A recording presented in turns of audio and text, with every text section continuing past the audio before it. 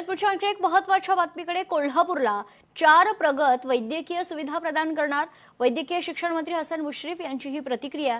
शेंडा पार्कमधील बैठकीत विविध कामांचा मुश्रीफ यांनी आढावा घेतलाय.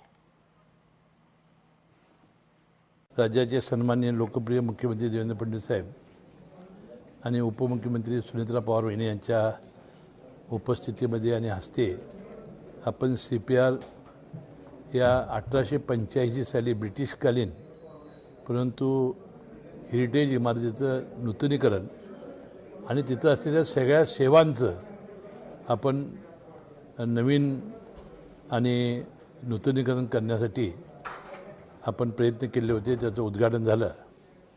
त्यामधून 4 सेवा आता या प्रगतीपथावर होत्या. त्याचं अजून उद्घाटन व्हायचं आहे. 4ही टप्पे जर झाले तर मला वाटते कोल्हापूर जिल्ह्यामध्ये मेडिकल हबच्या दृष्टीनं फार महत्त्वपूर्ण पाऊल आपलं योगदान झालेलं आहे असं दिसेल.